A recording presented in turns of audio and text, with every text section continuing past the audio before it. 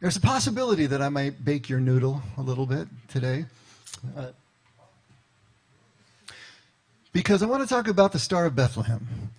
The Star of Bethlehem is an interesting critter. We've been talking about getting back to beginner's mind for the last couple months at least. And it's all about coming back and getting rid of all of our preconceptions and just being able to completely get back to a child's vision where we're just seeing exactly what is in front of us without all the bias, without the filter and everything. In order to do that, we're going to have to be willing to question everything.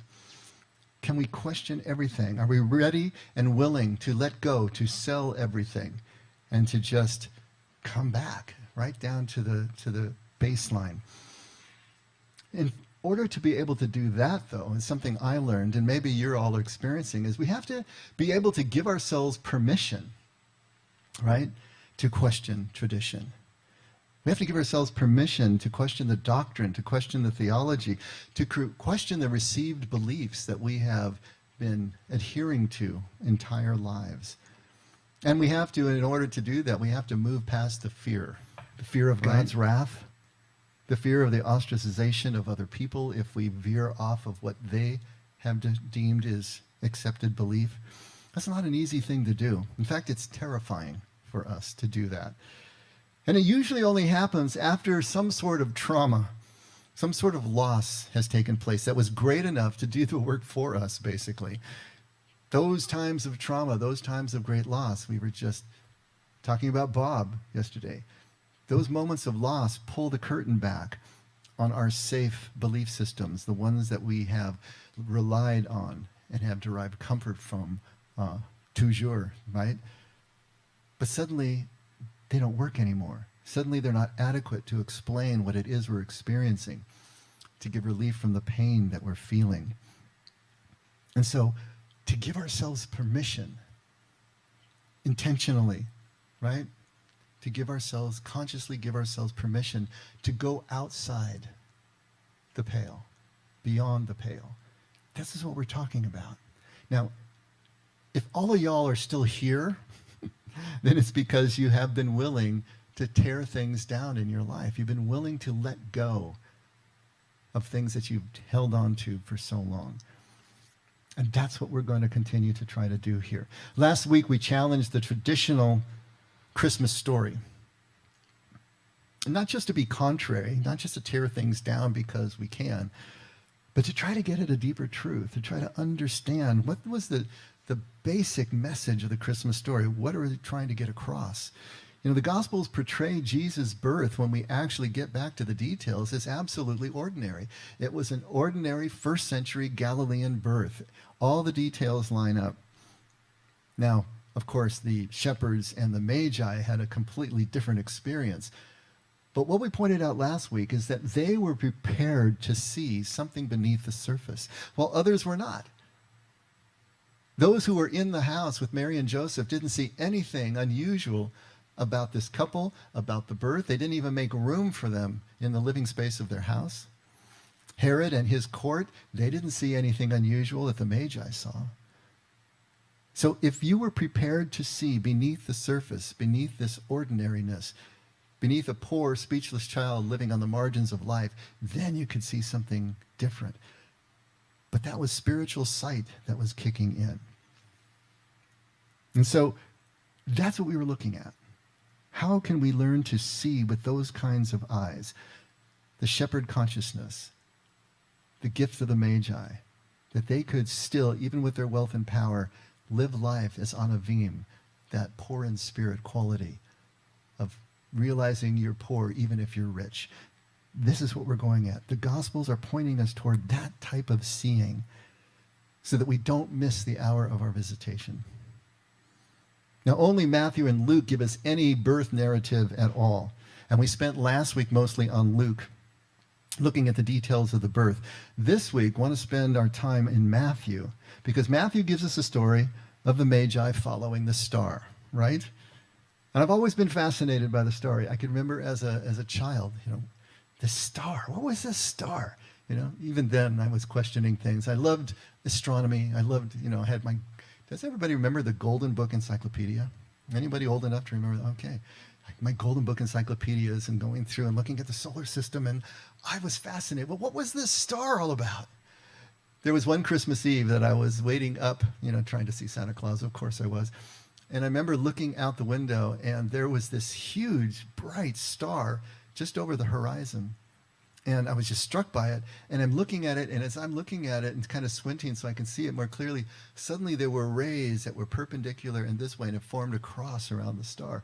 And I was completely convinced I just saw the Star of Bethlehem. It was years later that I realized I was looking through the screen mesh over the window that created the, But it didn't spoil my moment that Christmas. But I've always been fascinated by the star. What is this star really? What is it all about?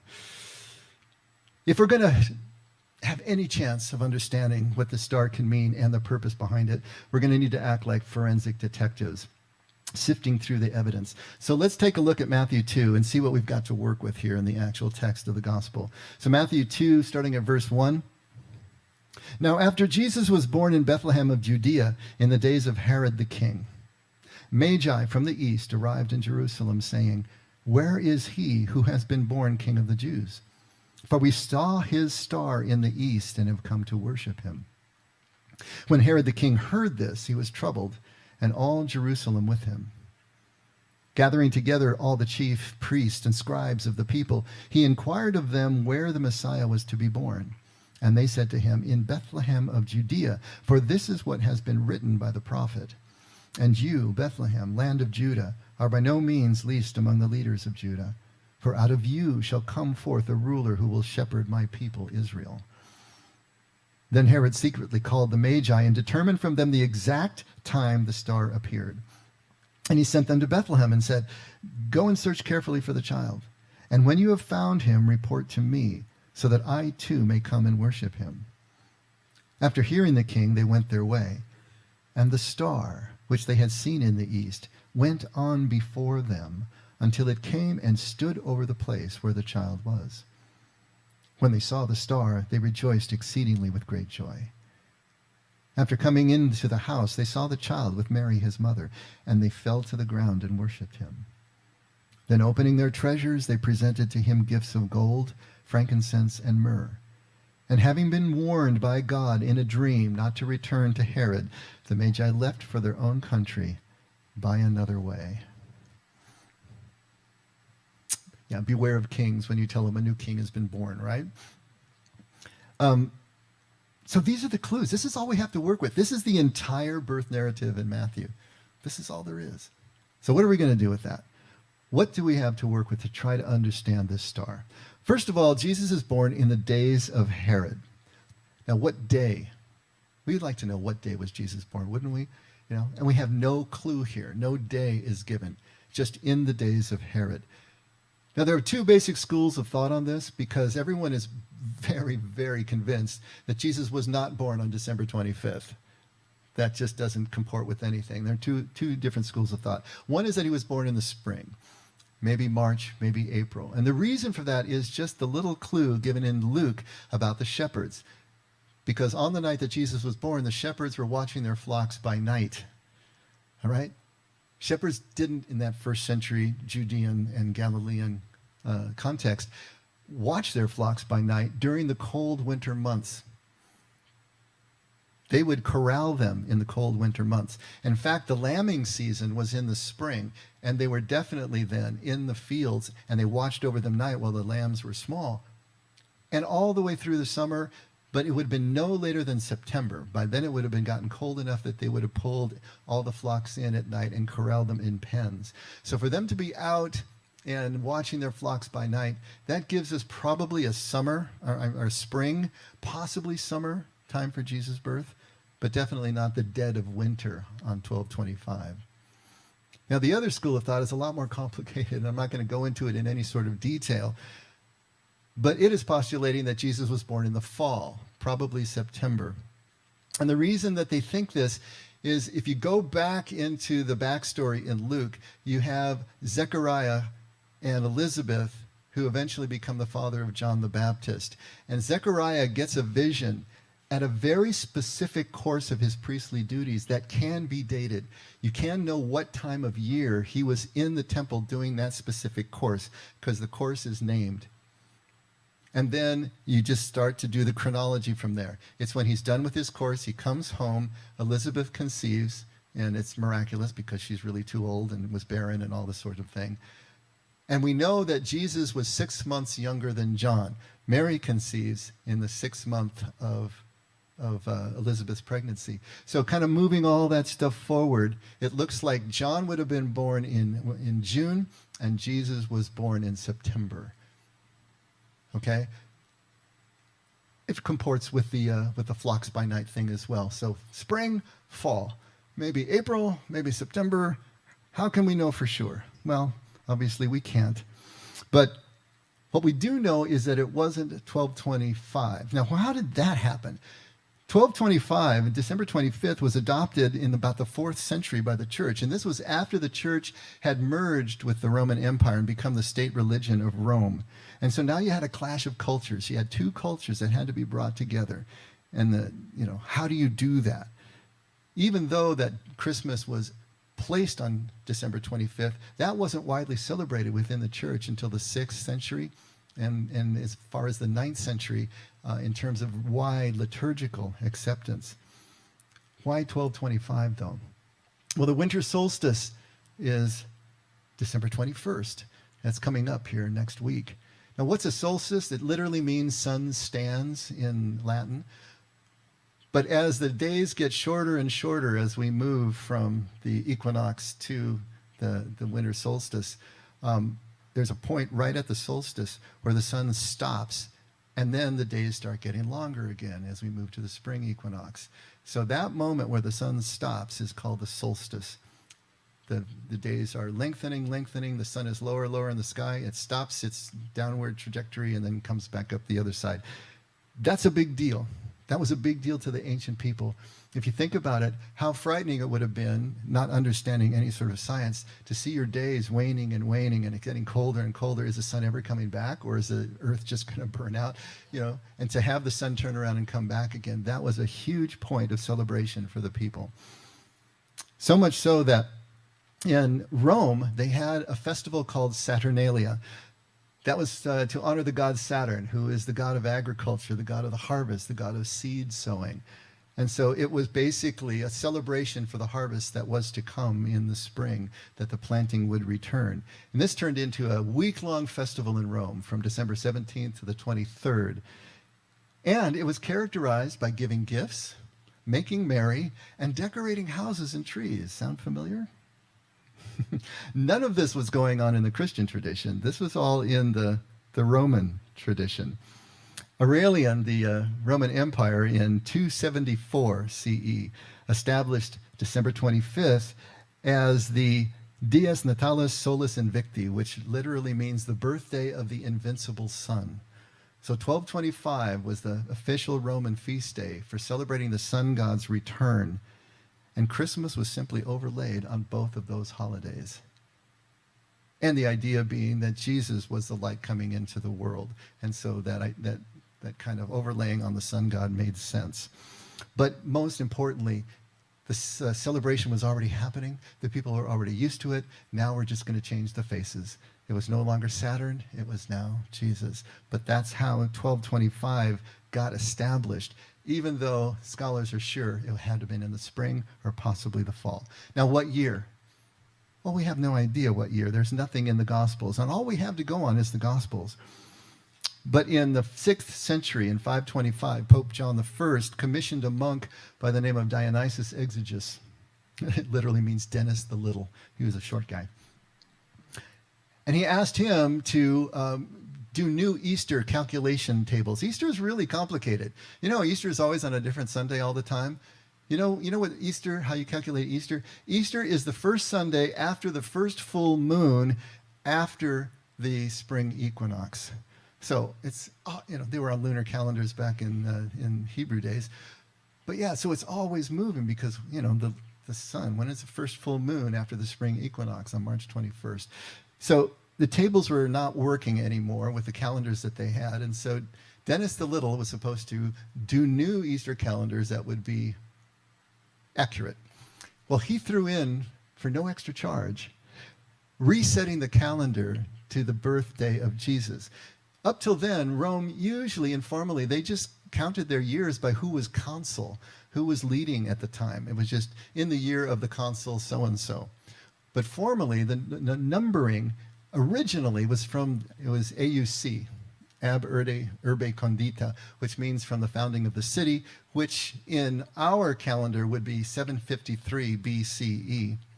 But in the 3rd century, it was reset to the reign of Diocletian, a reforming emperor, who was also the greatest persecutor of the church. He was the one who instituted the last and longest and most deadly persecution the church had seen. And yet, the numbering of the years in the Roman Empire were starting with his reign, and Dennis the Little thought that was unacceptable. So he calculated where Jesus was born and reset it to 0. Now, it took about 900 years before the rest of the church was actually using what became Anno Domini, the year of our Lord. But at least he gave it a go. But he was wrong. He set the 0 year. And by the way, there is no 0 year in BC AD, which is now BCE and CE. There's no 0 year. It just goes from year 1 BCE to year 1 CE or AD. Except for the astronomical calendar has a 0 year. They put a 0 in so that the leap years would land on even 4 factors of 4. You know, it's just all this crazy stuff, right?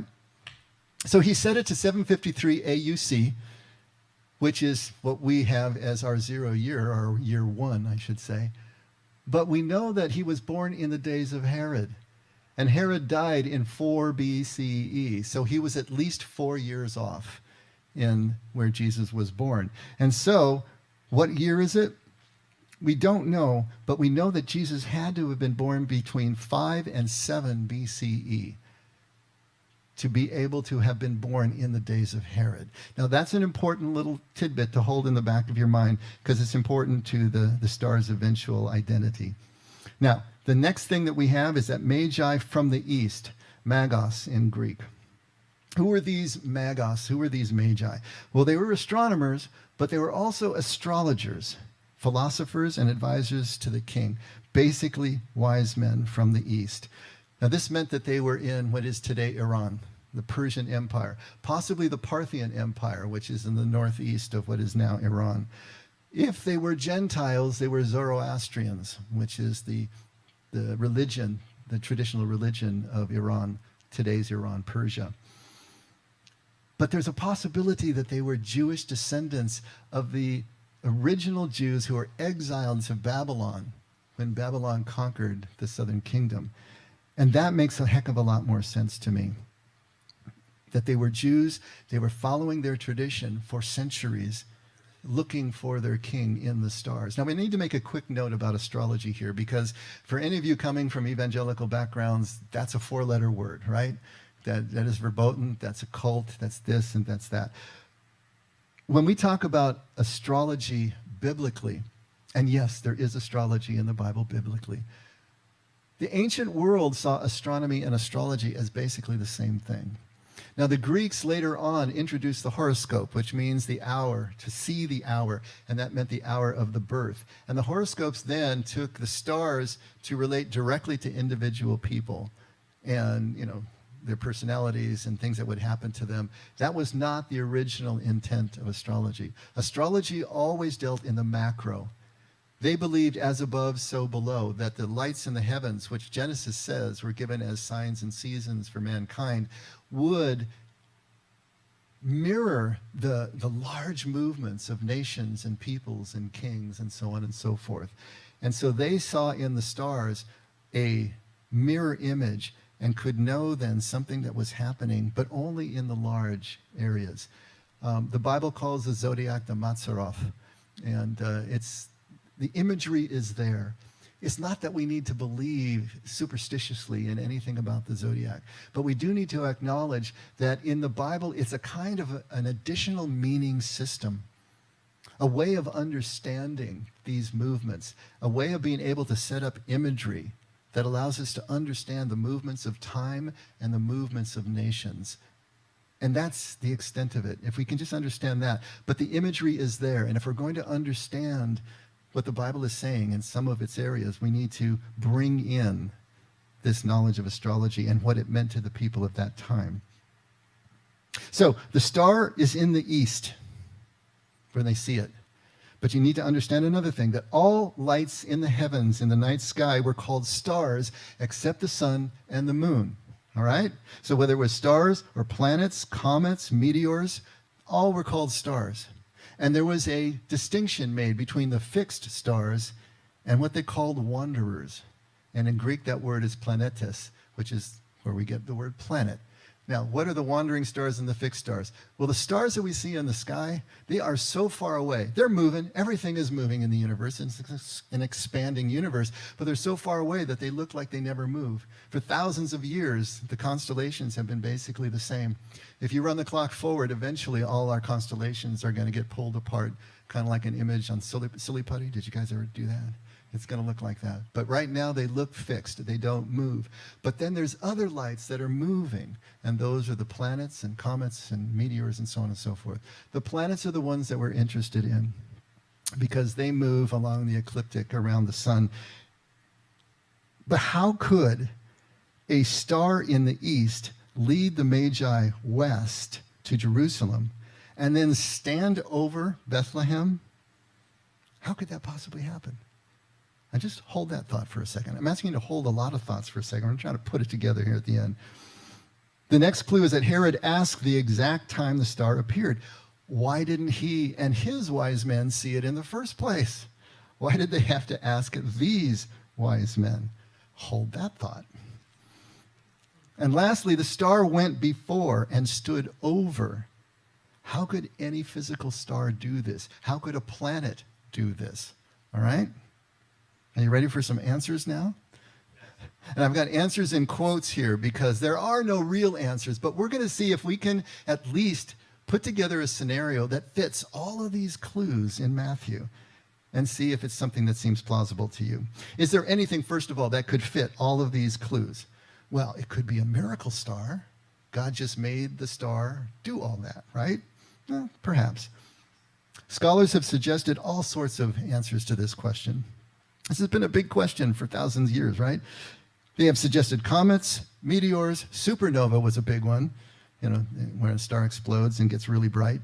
Maybe a conjunction of planets lining up, and that looks really bright. But think about it. Anything that spectacular in the night sky, Herod would have seen it, right? His wise men, his astronomers would have seen it too. And further, there is no astronomical evidence for any sort of event like that in the sky within the time frame between 5 and 7 BCE that Jesus needs to have been born. So nothing astronomical can explain this.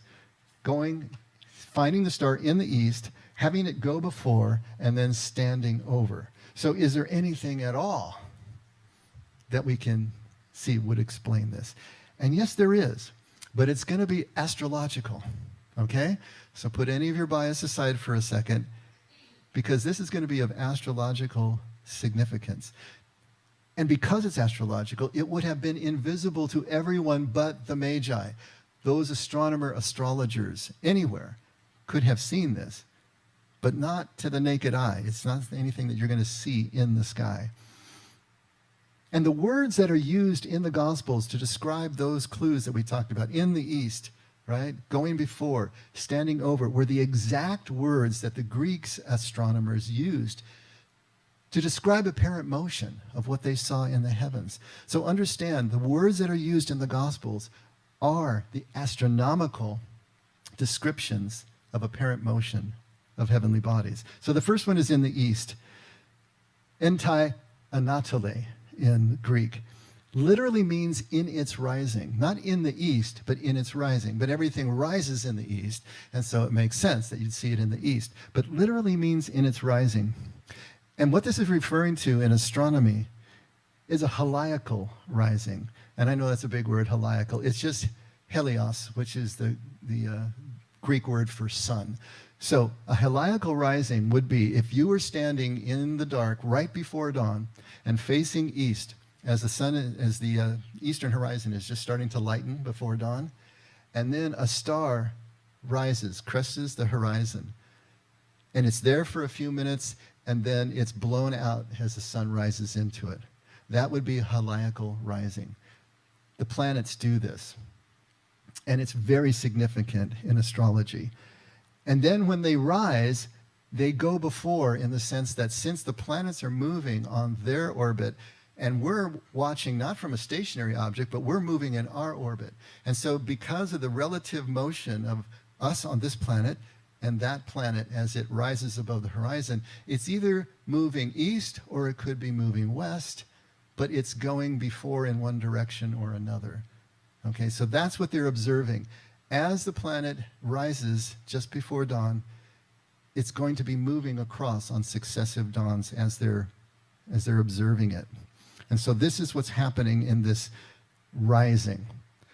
To go before, we just talked about proago. That is the wandering. That's the word means to wander in Greek. And it would wander east or west against the backdrop of those fixed stars that we talked about. The third one is to stand over. All right? Histemi apano, apparent retrograde is what they're talking about here. Sometimes, the inner planets are moving faster. They have more, they're going faster. So, in other words, the Earth is going to take many revolutions around the sun before Mars, or especially Jupiter, makes one, right? So the Earth is going to lap the other planet as it's going around. Think of it as you driving down the freeway. Let's say we're going west on the freeway, and there's a car in front of you in the next lane, but you're going a little bit faster than that car. And so the car is going before you and going west, but you're slowly pulling up to it, and at a certain point, it's right outside your window, and it seems to stop for a second, and then it starts going backwards as you pull away. That's the apparent retrograde. Now, in truth, everybody's going forward and doing what they do, but from our point of view, it looks like it's going forward, it looks like it stops, and it looks like it's going back. So here's a big thing about Mars being in retrograde, and then everybody's life falls apart, right? You heard about that one before, probably. But the idea here is to stand over is this description of apparent retrograde. Now, is there an astrological event that we can point to that accounts for all of Matthew's clues? And if so, how could we even know? How are we going to know what happened 2,000 years ago, right? Well, it turns out that the universe and the solar system are like giant clocks. They're very precise. And you can input all this data into a computer. God bless computers, right? And then you can basically run the star maps forward and back, and it's absolutely accurate. We can know what the stars are going to look like and what's going to happen 10 years from now, 1,000 years from now, and we can go backward and know what happened 2,000 years ago because we can just run these computer models back and forth. So, on April 17th, 6 BCE, all right, Jupiter, the planet Jupiter, had a heliacal rise in Leo, the constellation Leo. Now, about the signs of the zodiac. There's 12 constellations that are right on the ecliptic. And so what happens is Jupiter was the king of gods. So you got Jupiter, it symbolizes as a king, rising before the sun into Leo, which is also a king, the lion, but also the symbol of Judah. Heard of the lion of the tribe of Judah? Judah was symbolized by a lion in Jewish tradition. And then it goes before. In other words, it's moving west in its apparent motion, wandering west.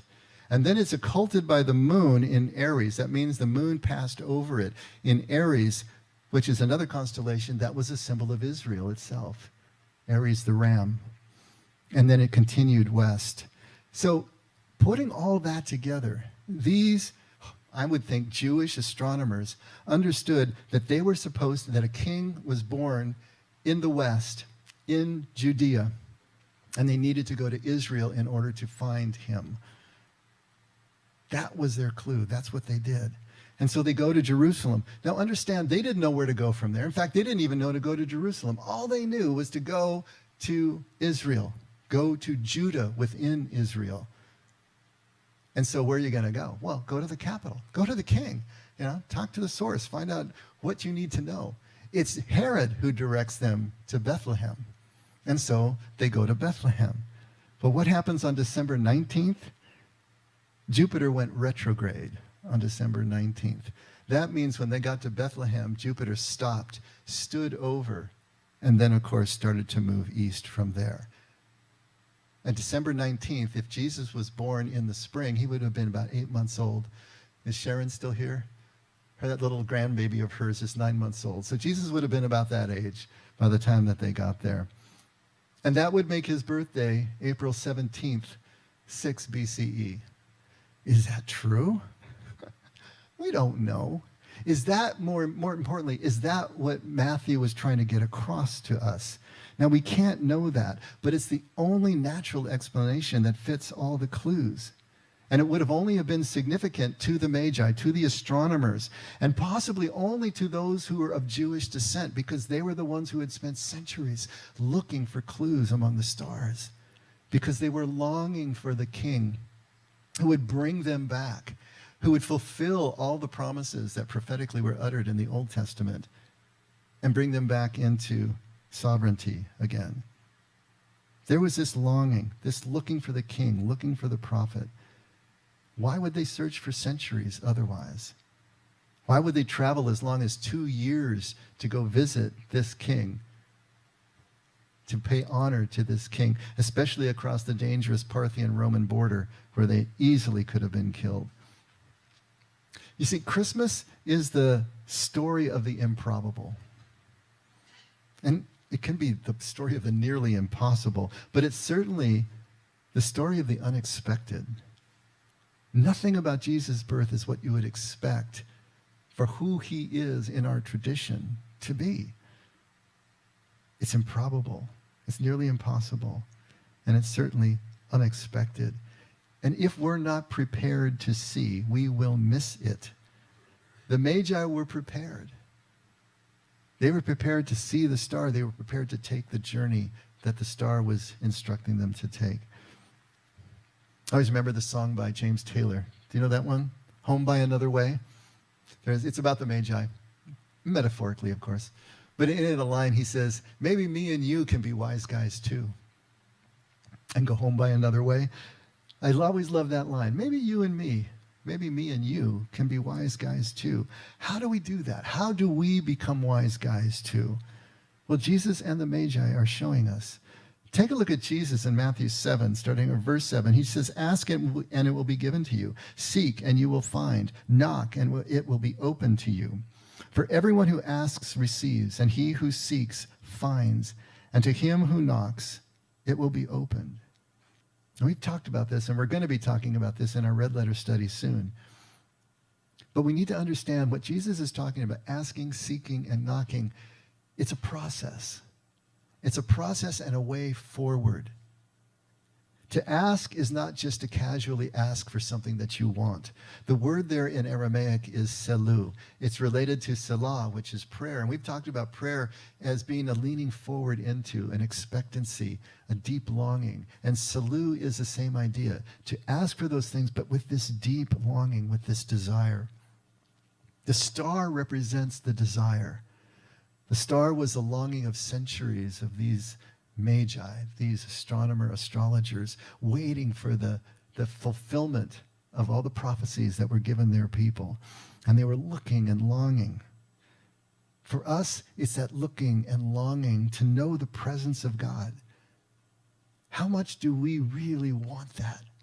What are we willing to do after the desire? Does the desire really motivate us? Khalil Gibran in the Prophet had a couple of lines in one of the poems on good and evil that I think illustrates what we're talking about here. He says, in your longing for your giant self, he's talking about the true self, the one beneath the ego consciousness. In your longing for your giant self lies your goodness.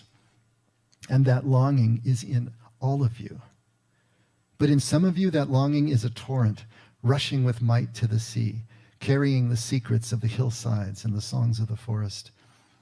And in others, it is a flat stream that loses itself in angles and bends and lingers before it reaches the shore. So what is the temperature of your desire? Are you whitewater rapids? Or are you just slowly eddying along? How much does your desire motivate you? How much do you feel that pull, that longing to action? And that is the next step, the action itself.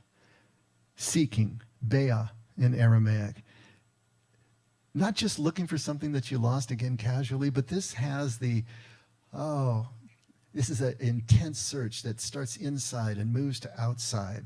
It's that deep, deep longing that moves into action. And so this, of course, is the journey.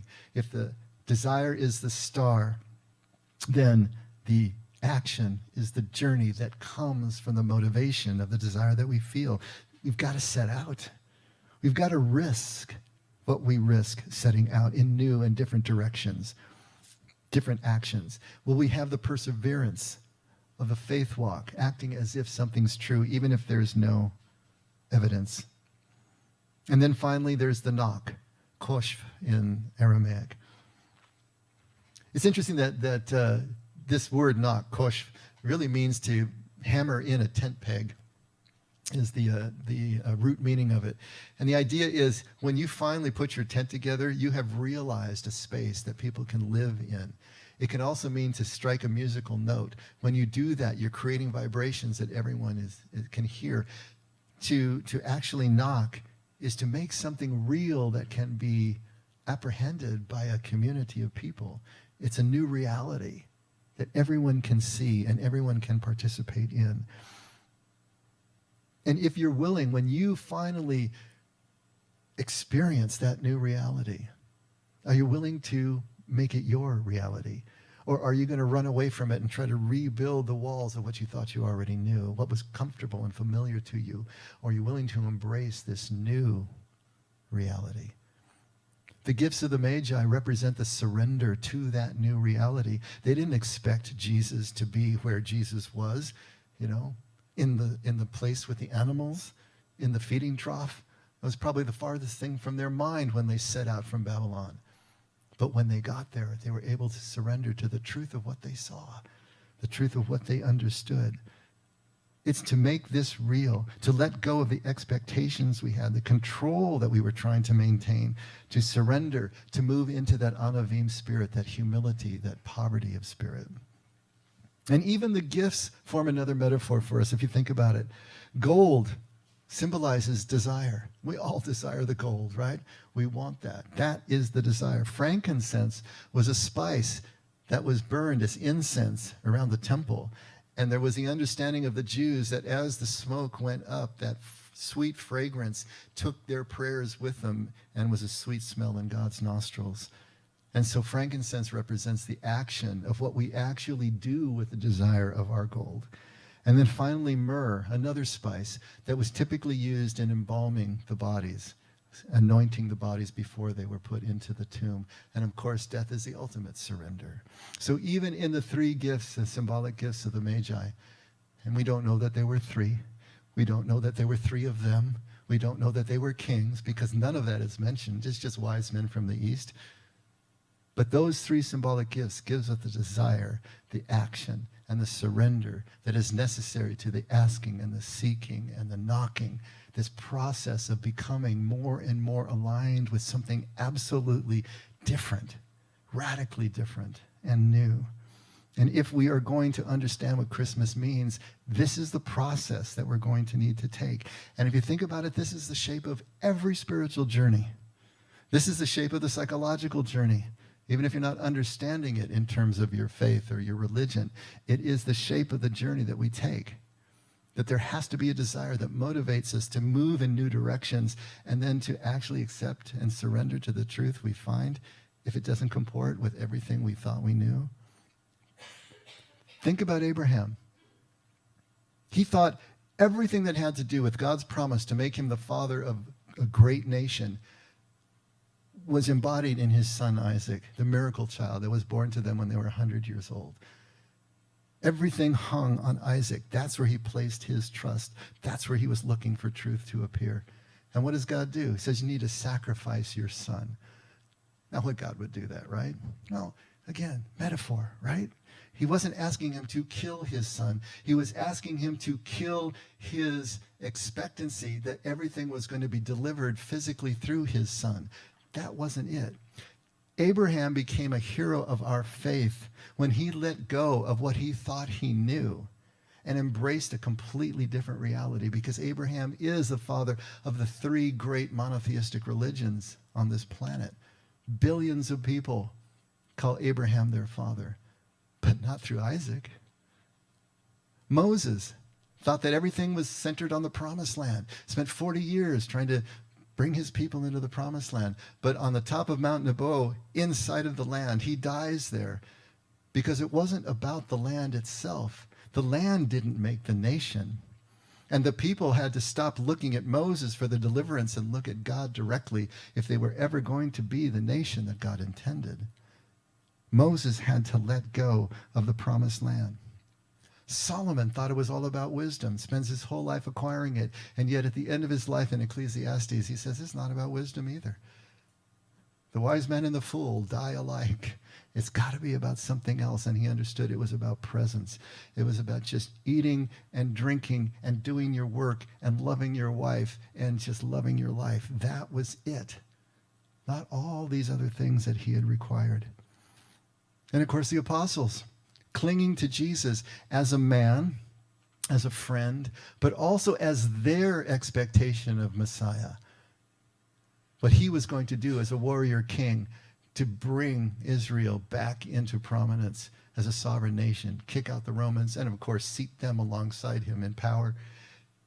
And Jesus had to die in order for them to experience this new reality that they finally surrendered to in the resurrection.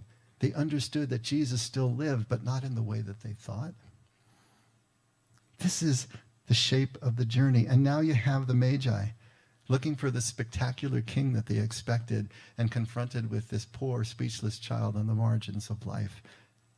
And yet they were able to surrender to that and understand. He was their king, but in a way they never expected. They were heroes of faith. They are heroes of our faith. And yet they all started the journey with a misdirected desire, looking for something other than what they found was the real deal. I wrote a line in one of my books that a hero is not one who completes the journey. A hero is not the one who completes the journey. The hero is the one whom the journey completes. It's not about taking a journey. It's not about acquiring the thing that you set out to do. It's about whether the journey changes you, teaches you, completes you in ways that you never anticipated when you started. Our initial desire can definitely be mistaken. It always is in the first half of life, right? When we're looking out there, outside ourselves for meaning and trying to acquire it, trying to build it, trying to identify with it, the roles we play and everything. But if that desire is strong enough to move us and continue the action, the risk that we take, if we continue to take this journey and persevere, we will be confronted with the truth. And then it's up to us. When we are confronted with the truth, with the limitation of the desire that we set out with the limitation of our star, but we don't give up the seeking, then we can start to see the star within the star. As Richard Rohr likes to say, the task within the task that we think that we're here to complete. As we carry on, we realize that there's a task within that has to do with deep connection and oneness and love, if you want to think of it that way. If we persevere, we will see that deeper truth within the task. And if we're ready and willing to submit and surrender to it, to absolutely let go of the certainty that we're craving, then we will be able to see the king and the prophet in a poor, speechless child. We will literally be able to see Emmanuel, God with us, in all the forms that God is with us in our lives. And when that happens, it becomes absolutely true. Me and you can be wise guys too. Let's pray. Father, this is what we say we want. This is why we're here. This is why our actions have been moving in the direction that they have been. That we desire to know you more. We desire to know how we live in relationship with you and with each other in this life. Stoke our desire hotter. Take our desire deeper into motivation that will move us in directions that we may not have contemplated yet. Move us in directions that seem too scary right now. Help us to leave no stone unturned in our journey by keeping the desire to know you more and more hot in our hearts. We want you, Lord. We want you this Christmas. We want to know how this Christmas can change the way that we see our relationship with you. So help us to keep that desire moving and overcome the risk that we perceive. And when we do come across something that our hearts know is true, but our minds won't yet accept, that we will go with our hearts and surrender to this new truth and find ways to accommodate that instead of the other way around. Thank you for always guiding us and being constant in your care for us, Lord. Never let us forget we can only love because you loved us first. In Jesus' name, amen. Let's all stand.